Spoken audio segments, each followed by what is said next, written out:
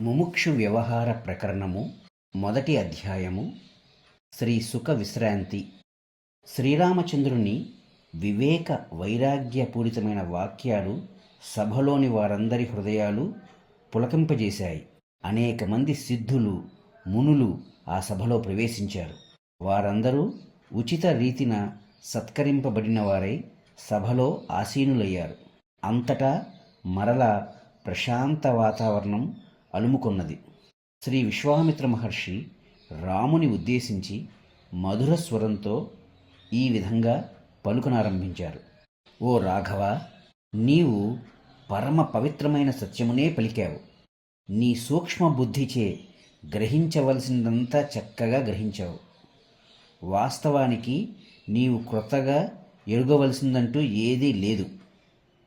అయితే సహజ నిర్మలమగు నీ బుద్ధికి కొంచెము మెరుపు మాత్రం అవసరమై ఉన్నది. ఈ సందర్భంలో ఇతఃపూర్వపు ఒక సంఘటన నాకు గుర్తుకు వస్తోంది. శ్రీ వ్యాస మహర్షి కుమారుడు శుకుడు అనువాని విషయంలో ఇటువంటిదే ఒకానొక సంఘటన జరిగింది. అతడు కూడా నీవలనే తెలుసుకోవలసిందంతా తెలుసుకున్నప్పటికీ జనక మహారాజుచే బోధింపబడిన తరువాతనే ఆత్మయందు విశ్రమించాడు. నీకు మొట్టమొదటగా శుభదాయకమగు ఆ సుఖమహర్షి వృత్తాంతం చెబుతాను, విను. ఓ రామచంద్ర, అటు చూడు. నీ తండ్రి సింహాసనం ప్రక్కనే సూర్య తేజస్సుతో వెలుగుచూ ఆసీనుడై ఉన్న ఆయనే వ్యాసమహర్షి. ఆయన కుమారుడే శుకుడు. సౌందర్య రాశి వంటి ఆ శుకుడు జన్మతః మహాప్రాజ్ఞుడు. యువకుడగు అతడు ఒకప్పుడు ఒక ఏకాంత ప్రదేశం చేరాడు. ప్రశాంత చిత్తుడై పద్మాసనము వేసుకుని ఈ సంసారము యొక్క గతి గురించి, ఇందలి మాలిన్యము గురించి చింతించసాగాడు. అట్లు విమర్శనాపూర్వకంగా విచారించుచూ ఉండగా కొంతకాలానికి అతని మనస్సునందు ఉత్తమోత్తమమైన వివేకం ఉదయించింది. మహాబుద్ధిమంతుడొకటచే నిజబుద్ధి బలం చేత చిరకాల విచారణచే అతడు అకృత్రిమము, సహజము, సుందరము, సత్యము అయినట్టి ఆత్మస్థితి యొక్క ఆనందానుభవం గ్రహించాడు. అట్లు తనంతట తానే సత్యవస్తువుని ఎరిగినప్పటికీ అతని మనస్సు మాత్రం పూర్ణమగు శాంతిని పొందలేదు. నేను గ్రహించినదే సత్యమా? జీవుడనగు నేను వస్తుతః పరిశుద్ధమగు పరమాత్మనే అయి ఉన్నానా అనునట్టి కించిత్ శంక ఇంకా అతన్ని వదలలేదు. ఫలితంగా సంసార దుఃఖం ఉండనే ఉన్నది. అతని సుస్థిర చిత్తము క్షణభంగురములకు సర్వ సంసార విషయం నుండి విడివడింది, అనగా రంగం సిద్ధమైంది. కానీ అతడు ఉత్తమ శాంతిని పొందవలసి ఉన్నది. అప్పుడు అతడు ధ్యానము చాలించి తండ్రి వ్యాసమహర్షిని సమీపించి ప్రణామం చేసి ఇట్లు ప్రశ్నించాడు. తండ్రి, స్వతహాగా ఆత్మస్వరూపుడనగు నాయందు ఈ సంసార ఆడంబరమంతా ఎట్లా ఉదయించింది? సంసారము అని చెప్పబడుచున్నదంతా ఇంతకాలం కల్పించుచున్నది వారెవరు? ఈ ఉపాధి ఎందున్న నేను అఖండుడనై నిత్యుడనై ఉన్న మాట వాస్తవమేనా? నాకున్న శంకను తొలగించండి అని ప్రార్థించాడు. ఆత్మజ్ఞానియగు వ్యాసుడు పుత్రుని ప్రశ్న విని నిర్మల భావంతో యథోచితంగా అనేక శాస్త్ర లౌకిక యుక్తులతో జీవుని వాస్తవ స్వరూపము వివరించాడు. కానీ శుకుడు, నా తండ్రి చెబుతున్న ఈ విశేషములన్నీ నేను ఇంతకు ముందే గ్రహించాను కదా అని అనుకోసాగాడు. కుమారుడు తన వివరణ పట్ల నిరాదరణపూర్వకంగా ఉండటం గమనించి వ్యాసుడు, నాయనా సుఖ, నేను గ్రహించి ఉన్నదంతా చెప్పాను. నేను ఇంతకన్నా ఎక్కువ ఎరుగను. మిథిలా నగర రాజు జనకుడు అను అతడు నాకన్నా కూడా ఉత్తమమైన జ్ఞాని. నీవు వెళ్ళి ఆయనను శరణువేడు. ఆయన వద్ద నీవు తెలుసుకొనదలిచినది తెలుసుకోగలవు అని చెప్పి మౌనం వహించాడు. సుఖదేవుడు తండ్రి పాదాలకు నమస్కరించి సెలవు తీసుకుని మిథిలా నగరం బయలుదేరాడు. ద్వారము వద్ద వేచి ఉన్న సుఖదేవుని రాజ అంతఃపురంలోని ఒక ద్వారపాలకుడు గమనించాడు. వివరాలు తెలుసుకుని జనక మహారాజుకు నివేదించాడు. అప్పుడు జనకుడు ఒక్క క్షణం యోచించి, సరే వస్తే రాని, ఇప్పుడు సమయం లేదు, అనేక రాచకార్యములలో ఉన్నాను అని సేవకుని పంపించి వేశాడు. 7 రోజులు గడిచిపోయాయి. శుకుడు ద్వారం వద్దనే వేచి ఉన్నాడు. అప్పుడు రాజు ఒక భటుని పిలిచి, ఓయి, నీవు పోయి శుకుడు అను ద్వారం వద్ద వేచున్న మునికి బస కొరకు మన నగరంలోని ఏదైనా వసతి గృహం చూపించు. రాజకార్యముల ఒత్తిడి వలన మరొక వారం రోజుల వరకు రాజదర్శనం లభించదని చెప్పు అని ఆజ్ఞాపించాడు. ఒక విశ్రాంతి గృహంలో ఆయనకు బస చూపించబడింది. మరొక 7 రోజులు గడిచిపోయాయి. శుకుడు ఏ మాత్రమూ ఉద్వేగం లేక అట్లే వేచి ఉన్నాడు. వార్తాహరుల ద్వారా అంతా గ్రహించిన జనకుడు అతనిని మరికొంత పరీక్షించదలుచుకున్నాడు. అప్పుడు అంతఃపురంలోని ఒక విలాసవంతమైన గదిలో శుకునకు బస ఏర్పాటు చేయబడింది. ఆకర్షణీయమైన పదార్థములు, భోజన పానములు అమర్చబడ్డాయి. మదమత్తులైన స్త్రీలు అతనిని సేవించుటకు నియోగించబడ్డారు. శుకుడు ఆ అంతఃపురంలో కూడా స్థిరచిత్తుడై మౌనం వహించి ఉన్నాడు. పిల్లగాలులు మర్రి వృక్షపు కాండమును కదల్చగలవా? దుఃఖస్వరూపాలే అయి ఉన్న అక్కడి భోగ్య వస్తువులు, సపర్యలు, వందిమాగద వచనములు, సుందర స్త్రీల సరస సల్లాపములు అతని మనస్సుకు ఏమాత్రం ఆకర్షితంగా కనిపించలేదు. ఈ విధంగా ఇంకొక 7 రోజులు గడిచిపోయాయి. శ్రీ సుఖదేవుని చెక్కు చెదరని ప్రశాంత స్థితిని గురించి తెలుసుకున్న జనకుడు చాలా సంతోషించాడు. స్వయముగా వెళ్ళి సుఖదేవుని సభామధ్యమునకు ఆహ్వానించి ఆయనను పూజించాడు. శ్రీ జనక మహారాజు ఈ విధంగా చెప్పనారంభించాడు. ఓ సుఖదేవా, ఇప్పుడు మీ స్వభావమేమిటో గ్రహించాను. నేను మహదానందం పొందాను. ఈ జగత్తులో ఉంటూనే జీవుడు ఏ విధంగా ప్రవర్తించటం ఉచితమో మీరు అట్లే ప్రవర్తించారు. నాకు చాలా సంతోషంగా ఉన్నదయ్యా. ఇప్పుడు చెప్పండి, మీరు ఏమి తెలుసుకోవాలనుకుంటున్నారు? అప్పుడు సుఖమహర్షి జనకునితో, గురువర్య, నన్నొక సందేహం పట్టి పీడిస్తోంది. ఈ జీవుడు ఎవరు? అఖండమగు పరమాత్మయే ఇతడై ఉంటే మరి నేను ఈ శరీర పరిమితుడను, నా నుండి తదితరులు వేరైన వారు, నేను శ్రమించి మోక్షం పొందవలసి ఉన్నది, ఇటువంటి ఏకానేక రూపములైన చాంచల్యమంతా ఎందుకు ప్రాప్తిస్తోంది? అప్పుడు జనకుడు ఈ సంసారం యొక్క వాస్తవ అవాస్తవముల గురించి పూసగుచ్చినట్లు అంతా వివరించాడు. పాఠకునికి ఒక గమనిక. జనకునికి సుఖమహర్షికి మధ్య ఉన్న సంవాదము మహా ఉపనిషత్ అన్న ఉపనిషత్తులో చాలా గంభీరంగా దీర్ఘంగా సంవాదము చర్చించబడింది. అప్పుడు జనకుడు ఈ సంసారం యొక్క వాస్తవ అవాస్తవముల గురించి ప్రోసగుచ్చినట్లు అంతా వివరించాడు. ఆ తరువాత సుఖుడు జనకునితో, హే మహావక్త, మీరీ విషయములన్నీ ఉన్నది ఉన్నట్లు వివరించినందుకు కృతజ్ఞుడను. అయితే వివేక బలం చేత ఈ విషయాలన్నీ ఇదివరకే గ్రహించాను. ఉపనిషత్తులు మొదలైన శాస్త్రాలు ఈ విషయమే చెప్పుచున్నట్లు తెలుసుకున్నాను. నా తండ్రి కూడా నిస్సారమగు ఈ సంసారమంతా అజ్ఞానం నుండే వెలువడుచున్నది. అజ్ఞానము తొలగగా ఈ జీవుడు స్వతహాగా నిత్యుడై ఆనందమయుడై పరమేశ్వరుడై ప్రకాశిస్తాడు అని చెప్పి ఉన్నారు. మీరు చెప్పినట్లు జీవుడు జ్ఞానముచే అజ్ఞానము తొలగుటచే బ్రహ్మము అగును అనే విషయము నాకు కూడా అర్థమవుచున్నది. కానీ స్వామి, అజ్ఞానము తొలగుట అనగా ఏమో నాకు సుస్పష్టమైనట్లు లేదు. నా యందు అజ్ఞానము తొలగినది అనుటకు గుర్తు ఏది? అట్టి స్థుతి ఎప్పటికి లభిస్తుంది? నాకు అఖండత్వము యొక్క అనుభవం ఇంకనూ లభించదేమి? బ్రహ్మమే నేనైతే మరి ఈ జీవుడను అనేది ఎందుకు నా పట్ల ఏర్పడి ఉన్నది? అప్పుడు జనకుడు, ఓ మునీశ్వర, సత్యవస్తువకు బ్రహ్మమును మీరు స్వయముగానే స్వవిచారముచే సుస్పష్టంగా గ్రహించారు. ఆపై మీ తండ్రి గారి వద్ద సవివరంగా విన్నారు. మీరు గ్రహించినదే బ్రహ్మతత్వము. ఇక మీరు తెలుసుకోవలసిందంటూ వేరే ఏమీ లేదు. బ్రహ్మతత్వము గ్రహించాను అని మీరు నిరభ్యంతరంగా భావించవచ్చు. ఎందుకంటారా? మీ దృష్టిలో దృశ్య పదార్థ జాలమంతా అవాస్తవం అయి ఉండుట చేతనే ఈ నగరంలో 21 రోజులు నిర్లిప్తులై ఎట్టి వికారములకు లోను కాకుండా ఉన్నారు. సమృద్ధి అసమృద్ధులు గాని మాన అవమానములు గాని మిమ్ములను స్పృశించలేదు కదా. మీచే దృశ్యము త్యజించబడినట్లే అయినది. ఈ విధంగా దృశ్యము తిరస్కరించబడగా అప్పుడు శేషించు శుద్ధము అనిర్వచనీయము అగు స్వస్వరూపమే పరబ్రహ్మముగా వేదజ్ఞులచే ప్రవచించబడినదని గ్రహించండి. ఓ సుఖమహర్షి, అఖండ నిత్యోదిత చైతన్య స్వరూపుడు అద్వితీయుడు అగు ఆ ఆత్మపురుషునికి ఒక్కనికే ఈ జగత్తునందు అస్తిత్వము ఉన్నది. ఇక తక్కినవన్నీ కల్పనా మాత్రములే. అజ్ఞానయుతములగు సంస్కారముల వలననే నీవు, నేను, పదార్థములు, శుద్ధ బ్రహ్మము, ఇవి వేరు అవి వేరు అనే భ్రమలు కలుగుచున్నాయి. ఆ భావనలే క్రమక్రమంగా స్వస్వరూపముగు ఆత్మతత్వమును బంధింపబడిన దానివల్లే అగుపింపజేస్తున్నాయి. మరల చెప్పుచున్నాను వినండి.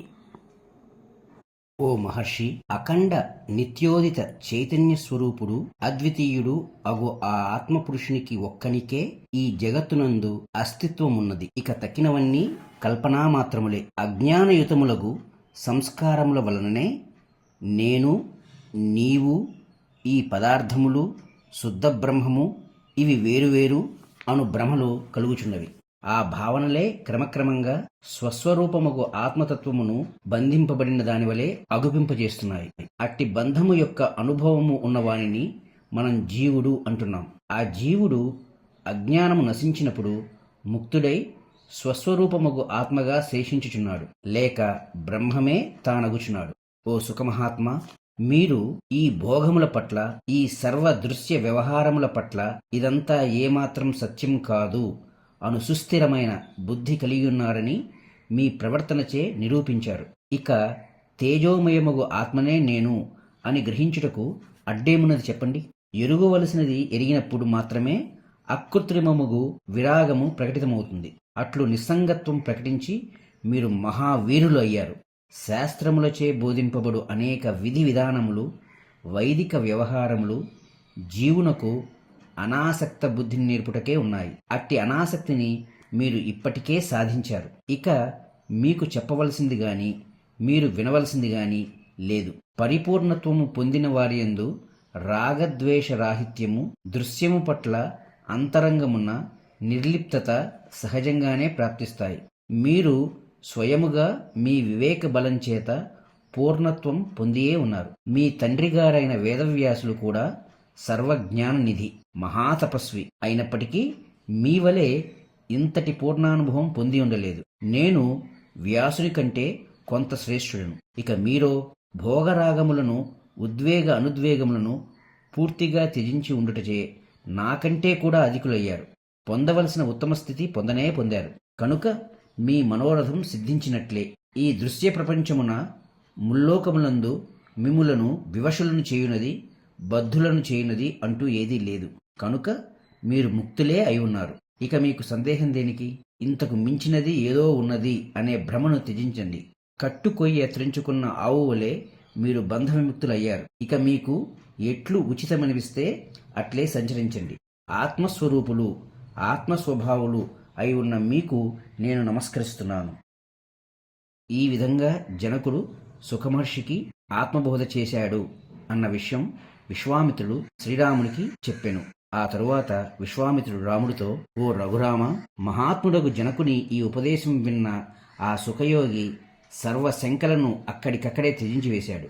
మలినరహితముగు ఆత్మ అను పరమ వస్తువును అధిష్ఠించి విశ్రాంతి పొందాడు. శోకము, సంశయము, ఆయాసముల నుండి విడివడ్డాడు. జనకునకు ప్రణామం చేసి అక్కడి నుండి బయలుదేరాడు. సమాధిని అభ్యసించుటకు మేరు పర్వతం చేరాడు. అక్కడ నిర్వికల్ప యోగంలో అనేక సంవత్సరములు గడిపాడు. అటు తర్వాత తైలరహిత స్వయం జ్యోతి వల్లే ఆత్మస్వభావము అను నిర్వాణ స్థితి పొందాడు. సర్వ అజ్ఞాన సంస్కారములు తొలగిపోయాయి. సునిర్మల స్వరూపుడై పరమపావనుడగు పరమాత్మ యందు లీనమై విదేహముక్తుడైనాడు. ఈ విధంగా వ్యాసపుత్రుడగు సుఖదేవుడికి కించిత్ గుర్తు చేయుట అనే మార్జనం అవసరమైంది కదా. ఓ మునిశ్రేష్ఠులారా, మన ఈ రాముని విషయంలో కూడా ఇప్పుడు అట్టిదే అవసరమగుచున్నది. ఇతనికి కారణరహితంగానే భోగములందు విరాగము పుట్టుటచే తన వివేకం చేత తెలుసుకోవలసిందంతా తెలుసుకున్నాడు. భోగజాలం పట్ల అకృత్రిమమైన అరుచియే తత్వజ్ఞానంలో కనిపించే ఒక ముఖ్యమైన లక్షణం. ఈ సంసార బంధమంతా స్వతహాగా వాస్తవమైనది కాకపోయినప్పటికీ భోగ చింతనచే ఇదంతా దృఢపడి ఈ జీవునికు ప్రాప్తిస్తోంది. వాసనాభివృద్ధిచే బంధము, వాసనాక్షయమే మోక్షము అని మనకు జ్ఞానులైన పెద్దలు చెప్పుచున్నారు. మరొక విషయం, ఆత్మ విషయమై ఆపాత జ్ఞానం అనగా టెంపరరీ అండ్ పార్షియల్ నాలెడ్జ్ అల్ప శ్రమతో కూడా కలగవచ్చు. ఆత్మ విషయమై అంతంత మాత్ర జ్ఞానం కొంత శ్రమతో కలగవచ్చు. ఎవరో చెప్పగా వినినంత మాత్రం చేత కూడా అనగా స్వల్పమైన ఆవేశ రూపంలో వైరాగ్యం పొందవచ్చును. కానీ అట్టి వైరాగ్య భావన సుస్థిరపడాలంటే సంఘరహితమైన బుద్ధి కావాలి. విషయముల పట్ల వితృష్ణ అంటే డిజైర్లెస్నెస్ మాత్రం ఎంతో కష్టించితే కాని పొందుటకు వీలు కాదు. ఎవరి జ్ఞానధనమైతే కామక్రోధాదులచే ప్రతిహతం కాదో అట్టివాడే తత్వజ్ఞుడు, జ్ఞాని, పండితుడు కూడా. ఎప్పుడైతే ఈ జీవుడు తెలుసుకోవలసిన దాన్ని తెలుసుకుంటాడో, అనగా నేను ఎవరు అను ప్రశ్నకు ఉత్తమ సమాధానం పొందుతాడో, అప్పుడు మాత్రమే అతనికి ఈ శరీర పటాటోపం పట్ల, ఐశ్వర్యముల పట్ల, భోగముల పట్ల సహజమైన విముఖత, అరుచి ఏర్పడతాయి. యశస్సు, దంభము కొరకు కాకుండా వాస్తవ దృష్టి వలన అకృత్రిమమైన వైరాగ్యము పొంది ఉండేవారే మానవులలో ఉత్తమోత్తములు. జ్ఞేయమగు సర్వజ్ఞానుల ఉత్తమ లక్ష్యమగు ఆత్మవస్తువు గ్రహింపబడనంత వరకు విషయ వితృష్ణ కలగటం అసంభవమే. రమణీయమగు భోగభాగ్యములు కూడా ఎంతటి దోషభూయిష్టమైనవో మన రామచంద్రుడు స్వవిచారణచే గ్రహించాడు. అందుచేతనే మహత్తరమైన ఆశయములను పొందగలిగాడు. ఓ సభికులారా, ఈ బాలుడు చెప్పినదంతా వాస్తవమే. అయితే ఇతనికి ఇంకా చిత్త విశ్రాంతి కలగవలసి ఉన్నది. స్వస్వరూపమగు ఆత్మ గురించి విచారణచే ఇతడు తప్పకుండా చిత్త విశ్రాంతి పొందగలడు. ఇప్పుడు ఈ రాముని బుద్ధి కైవల్య శాంతి మాత్రమే కోరుకుంటోంది. లోక కళ్యాణార్థం రాముని చిత్త విశ్రాంతి కొరకు రఘుకుల గురువు, సర్వమూ ఎరిగినవాడు, సర్వసాక్షి, బ్రహ్మజ్ఞాని, త్రికాలవేత్త అయిన వశిష్ఠ భగవానుని ఆత్మవిచారణ బోధించవలసిందిగా సభాముఖంగా అర్థిస్తున్నాను. హే వశిష్ఠ మహర్షి, ఒకప్పుడు మన ఇరువురి వైరం శాంతింపజేయటానికి భగవంతుడకు బ్రహ్మదేవుడు మీకు, నాకు, తదితర మునులకు ఆత్మజ్ఞానం ఉపదేశించారు కదా. ఆ యుక్తిపూర్వకమైన జ్ఞానోపదేశం చేత సర్వ సంసార వాసనలు తొలగిపోగలవు. ఓ బ్రహ్మజ్ఞ, మీరు మీ ప్రియశిష్యుడు రామచంద్రునకు ఉత్తమమైన ఆత్మ విషయం ఉపదేశించుటచే ఇతడు ఈ రాజ్యం, ఈ లోకం, భవిష్యత్తులో అనేక మంది జనులు పవిత్రత పొందడం జరుగుతుంది. వివేక వైరాగ్యములతో ప్రకాశిస్తున్న రాముడు మీ ఉపదేశమునకు అన్ని విధాలా తగినవాడు. ఇతనికి ఉపదేశించడం చేత మీ వాక్యాలు సార్థకమవుతాయి. ధూళిచే కప్పబడక పరిశుభ్రంగా ఉన్న అద్దంలో ముఖం సులువుగా సుస్పష్టంగా కనిపిస్తుంది కదా, అదేవిధంగా త్రికాలజ్ఞులకు మీకు మేము చెప్పగలిగేదేమున్నది? భక్తి శ్రద్ధలు కలిగినవాడు, నిగర్వి, వైరాగ్యవంతుడు అయిన శిష్యునకు బోధింపబడు శాస్త్రజ్ఞానమే సార్థకమవుతుంది. ఏ బోధ అయితే అజ్ఞానమును దగ్ధం చేస్తుందో, సర్వ సందేహములను మొదలంట్లా తొలగిస్తుందో, అనిందితమైన ఉత్తమ సత్యమును ప్రతిపాదిస్తుందో అదే ఉత్తమ బోధ. అట్టి బోధను మీరు మాత్రమే ప్రసాదించగలరు. గురు శుశ్రూష బుద్ధి లేనివానికి, విరక్తుడు కానివానికి, అపాత్రునకు ఉపదేశించబడే జ్ఞానం కుక్కతోలులో పోయబడిన పాలవలే అపవిత్రమే అవుతుంది. హే వశిష్ఠ మహర్షి, మీరు మహావైరాగ్య సంపన్నులు, భయక్రోధములంటూ లేనివారు, నిర్మలమైన స్వభావం కలవారు, సాధు పుంగవులు. అట్టి మీ వంటి మహనీయులు ఆత్మ విషయమై ఉపదేశించడం చేత ఆ ఉపదేశ సమయంలోనే బోధింపబడువాని బుద్ధి వికసించి విశ్రమించగలదు. అప్పుడు వ్యాస, నారదాది మహర్షుల అభ్యర్థన పూర్వకంగా వశిష్ఠుని వైపు చూచి చిరునవ్వు నవ్వారు. వశిష్ఠ మహర్షి లేచి సభకు నమస్కరించి ఇలా చెప్పనారంభించారు. ఓ విశ్వామిత్ర మహర్షి, ఈ సభకు వేంచేసిన వ్యాస, నారదాది మునిసత్తములరా, నేను మీ ఆజ్ఞను శిరసావహించటానికి సిద్ధంగా ఉన్నాను. సజ్జనుల వాక్యములు ఉల్లంఘించే శక్తి ఎవరికుంటుంది? మీరు నన్ను నియమిస్తున్నట్లుగానే ఈ రామాదులకు జ్ఞానోపదేశం చేసి అజ్ఞానమును నివృత్తింపచేస్తాను. దీపం వెలిగించిన తరువాత చీకటి ఆ సమీపంలో ఉంటుందా? పూర్వము నా తండ్రియగు బ్రహ్మదేవుడు నాకు, తదితర మునివరేణ్యులకు ఉపదేశించిన ఆత్మజ్ఞానమును నేను ఇప్పుడు స్మరించుచున్నాను. ఈ నా ప్రయత్నము సంసార భ్రమను శాంతింపచేయటానికి, లోక కళ్యాణము కొరకు ప్రవృత్తముగుగాక. వాల్మీకి మహర్షి అరిష్టనేమితో ఇలా కొనసాగించారు. నాయనా అరిష్టనేమి, ఆ విధంగా వశిష్ఠ మహర్షి కాసేపు ధ్యాన నిమగ్నుడైనారు. ఇట్లు ఆయన ప్రతిజ్ఞాపూర్వకమైన మంగళాశాసనం పలికారు. కొద్ది క్షణాలు ధ్యాన నిష్ఠులై దృష్టాంతములు, ఉపాఖ్యానములు, ప్రమాణములు మొదలైన పరికరములు చేకూర్చుకున్నారు. అప్పటికప్పుడు ఆ సభయందు వక్త శ్రోతలకు అనుకూలమైనట్టి వాతావరణం, వేదికలు తయారు చేయబడినాయి. అప్పుడు బ్రహ్మర్షి వరేణ్యులగు వశిష్ఠ మహర్షి అజ్ఞాన శాంతి కొరకు పరతత్వ బోధకమైన యోగ వాసిష్టము లేక అఖండ రామాయణం ఇట్లు ప్రవచించ ప్రారంభించారు.